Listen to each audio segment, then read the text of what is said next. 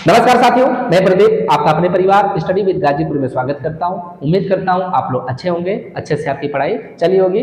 आज के हम इस वीडियो में आपको कक्षा 12 के फिजिक्स का एक और मोस्ट इंपोर्टेंट डेरिवेशन समझाने जा रहा हूं। बने रहेगा अंत तक और इस क्वेश्चन को बोर्ड एग्जाम में जाने से पहले एक बार जरूर पढ़ के जाइएगा। आइए देखते हैं इस क्वेश्चन को।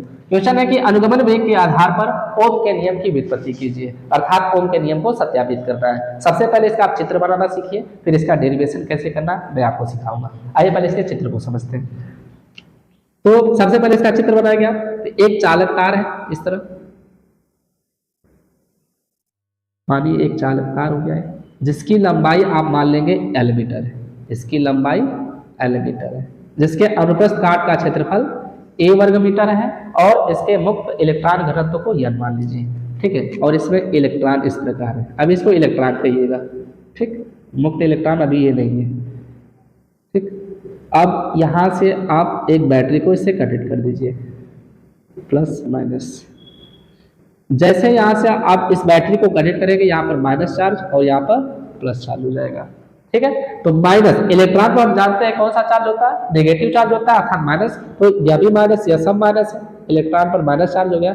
और हम जानते हैं कि माइनस माइनस को क्या करता है, प्रतिकर्षित करता है। तो यह माइनस के द्वारा इस पर एक बल कार्य करेगा, ठीक है। और उस बल को हम क्या कहेंगे, प्रतिकर्षण बल। अब यह मुक्त हो गया, अर्थात यह इलेक्ट्रॉन गति करने के लिए क्या हो गया, फ्री हो गया। अब इस इलेक्ट्रॉन को इलेक्ट्रॉन करके क्या कहेंगे, मुक्त इलेक्ट्रॉन कहेंगे, ठीक है।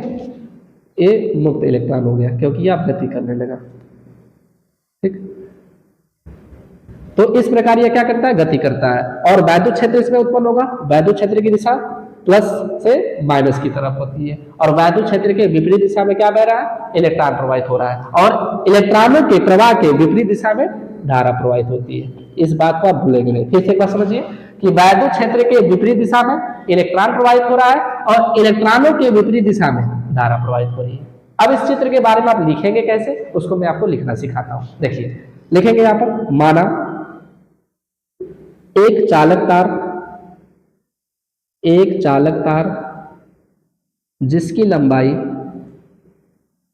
लंबाई एल मीटर है तथा अनुप्रस्थ काट का क्षेत्रफल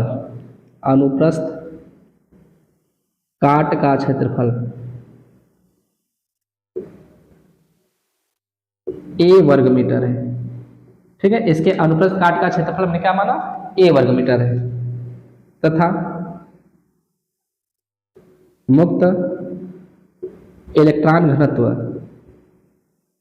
n है, अर्थात इलेक्ट्रॉनों की जो संख्या इसमें है उसको हमने क्या मान लिया, n है। अब इस चालक तार में क्या स्थापित कर रहे हैं, विभवांतर अर्थात वैद्युत क्षेत्र स्थापित कर रहे हैं। तो वैद्युत क्षेत्र के विपरीत दिशा में मुक्त इलेक्ट्रॉन क्या कर रहे हैं, गति करना प्रारंभ कर रहे हैं। वही लिखेंगे यहाँ पर, जब चालक तार में वैद्युत क्षेत्र स्थापित किया जाता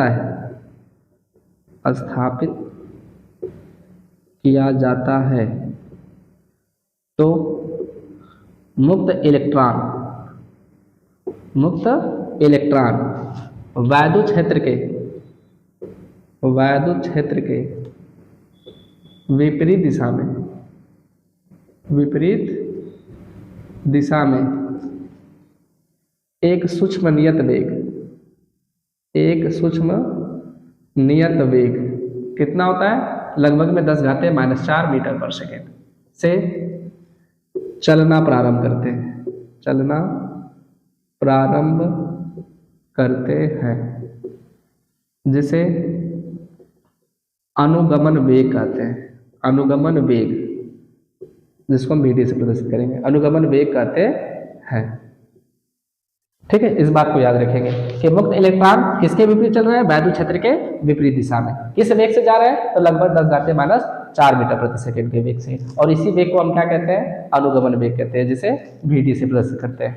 और इन मुक्त इलेक्ट्रॉनों के विपरीत दिशा में धारा का प्रवाह हो रहा है, इसको भी लिख दीजिए।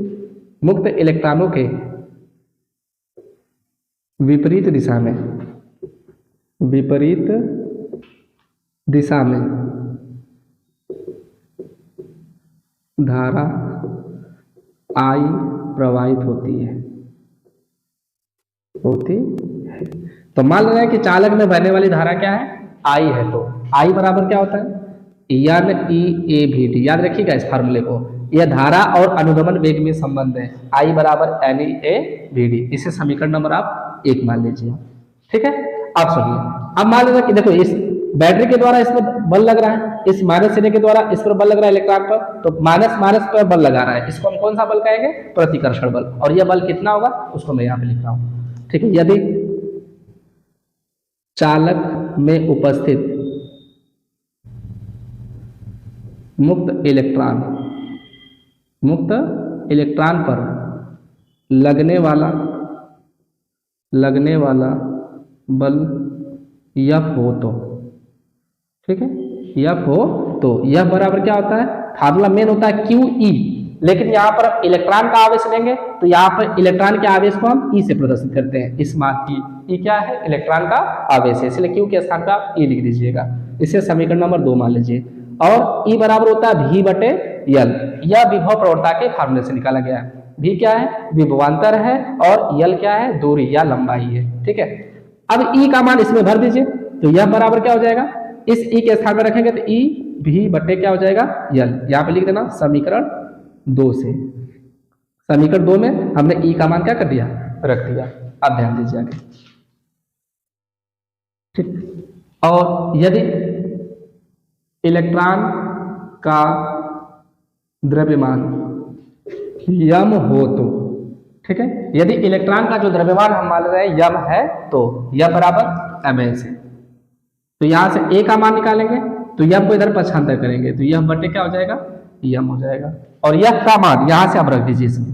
ठीक है, तो यहाँ पे लिखेंगे a बराबर f का मान क्या है ए वी बटे यल, तो यहाँ पर रखेंगे ए वी बटा के यल इंटू यम हो जाएगा, इसको आप समीकरण नंबर 3 मान लीजिएगा। ठीक है, समीकरण नंबर 3, तो यहाँ पे दर्शा दीजिए समीकरण 3 से, समीकरण 3 से, और इसे समीकरण नंबर आप 4 मान लीजिएगा। ठीक है, इस तरह। अब आगे देखिए, यहाँ पे पूरा मान लेता हूँ समीकरण नंबर 4, कहाँ से रख रहे हैं आप समीकरण 3 से, समीकरण 3 से आपने किसका मान रख दिया f का मान रख दिया। अब आगे देखिए, अब यदि मान लें कि यह बैटरी ना हो अर्थात यह वैद्युत क्षेत्र स्थापित न किया जाए चालकता में, तो इलेक्ट्रॉन गति करेगा तो नहीं गति करेगा, तो उसका जो प्रारंभिक वेग हम मान लेते हैं वो क्या है u1 u2 और u3 ऐसे मानकर चलते हैं। तो लिखेंगे यहाँ पर माना वैद्युत क्षेत्र स्थापित न हो तो इलेक्ट्रॉन का प्रारंभिक वेग, ठीक है, वैद्युत क्षेत्र लिख दीजिएगा पूरा, माना वैद्युत क्षेत्र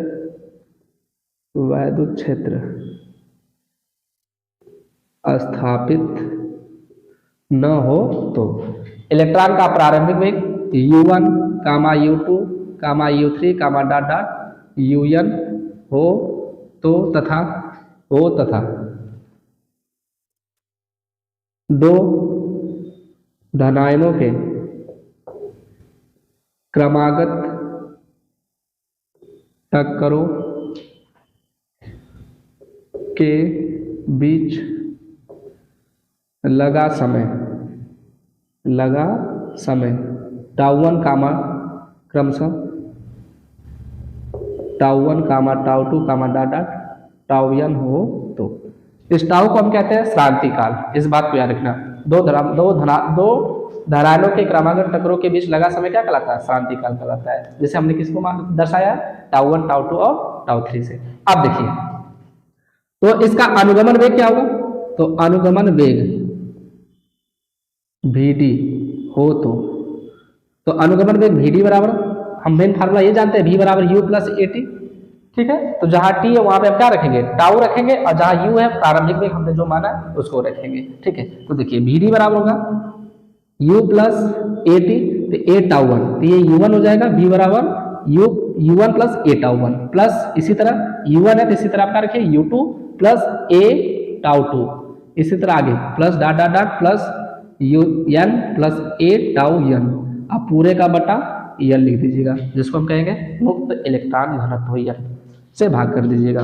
तो Vd बराबर हो जाएगा U1 plus U2 plus dot dot dot UN, U1 U2 और डॉट डॉट UN को एक स्थान पर लिख दीजिएगा इसको इस तरह, बटा के n प्लस इसी तरह a कॉमन होगा और tau 1 plus tau 2 plus dot dot dot tau n, इसके बट्टे क्या लिख दीजिएगा n। अब सुनिए, जब इलेक्ट्रॉन मूव नहीं कर रहा है तो इसका जो प्रारंभिक वेग होगा वो क्या होगा, 0 होगा। तो इस पूरे के स्थान पे आप 0 रखिएगा, u1 plus u2 plus dot dot dot un, आप पूरे का बटा n, इसके बराबर क्या लिखना आप 0, और इसके स्थान पर रखना आप tau 1 plus tau 2 plus dot dot tau n, आप पूरे के बटा n, इसका मान होगा टाउ, और टाउ को हम कहते हैं श्रांति काल। ठीक है, इस बात को रखना, इसे हम क्या कहते हैं, श्रांति काल। तो vd बराबर क्या आएगा निकल कर, तो vd बराबर हो जाएगा, ये 0 हो गया, यहाँ पर होगा a टाउ, इसे समीकरण नंबर 4 माना था, इसे 5 मान लीजिए आप। ठीक है, और इसी vd का मान आप इस समीकरण 1 में रख दीजिएगा। ठीक है, अभी मैं आपको रख के बताता हूं, इसका एक स्क्रीनशॉट लीजिए पहले। हो गया होगा, अब इसके आगे देखिए, ये पे लगा देता हूं। ठीक, अब यह ए टाउ जो vd बराबर ए टाउ, इसको समीकरण 1 में रख दीजिए। यहाँ पे लिखेंगे समीकरण 1 से, समीकरण 1 से, तो I बराबर होगा यन ई ए, यन ई ए, vd के स्थान पे क्या रखिए आप ए टाउ, तो यहाँ पर रख दीजिए ए टाउ। ठीक है, तो I बराबर हो जाएगा यन ई ए। ठीक है, और देखिए स्मॉल a का मान आपने यहाँ पे निकाला है समीकरण 4 से, तो समीकरण 4 से a का मान उसमें आप रख दीजिए स्मॉल a के स्थान पे। स्मॉल a यहाँ पर है तो a के स्थान में रखिए ई भी बटा के एल एम, अगुणे क्या हो जाएगा टाउ। अब यहां से I को इधर पक्षांतर कर दीजिए, v को यहाँ पर रहने दे दीजिए, तो v बटे I। ठीक है, I को इधर पक्षांतर कर दिया, और जो इधर भाग में उधर जाएगा तो गुणा हो जाएगा, इस पक्ष में भेजेंगे तो ये हो जाएगा यल यम बटा के। ठीक है, इसको इधर भेज दीजिए, ई का गुणा ई में करेंगे ई स्क्वायर हो जाएगा, तो यन ई स्क्वायर ए टाउ। ठीक है, या करके इसको लिख दीजिए, या v बटा के I बराबर यल यम बटा के यन ई स्क्वायर ए टाउ। अब v बटे I को ही हम क्या कहते हैं, R कहते हैं, इस बात को रखना। तो ये किसके स्थान पे है, R के स्थान पे रखा गया है, तो जहां R बराबर यल यम बटा के यन ई स्क्वायर ए टाउ। ठीक है, ओम का नियम पढ़ा है ना, v बराबर आई आर, तो यहाँ से v बटे आई बराबर क्या आएगा R, तो R के स्थान पर क्या दिया हुआ है, ए मान पूरा दिया हुआ है। ठीक है, इस प्रकार ओम के नियम की आप व्युत्पत्ति कर लेंगे। ठीक है, तो ये R का मान हो गया, इस प्रकार ये क्या हो गया प्रूफ हो जाएगा ओम के नियम के। तो v बटे आई बराबर R, R के स्थान पर क्या है ये मान रख दिया हमने। ठीक है, उम्मीद हो जाएगा, उम्मीद करता हूँ ये क्वेश्चन आपको समझ में आ गया होगा, और ये क्वेश्चन आपको कैसा लगा नीचे कमेंट करके जरूर बताइएगा, और ऐसे ही डेरिवेशन को देखने के लिए चैनल को सब्सक्राइब करना ना भूलें। ठीक है, और भी जो मोस्ट इंपोर्टेंट डेरिवेशन होगा जल्द ही उसको नेक्स्ट वीडियो में अपलोड कर दूंगा, तब तक के लिए धन्यवाद। इसका एक स्क्रीनशॉट ले लीजिए।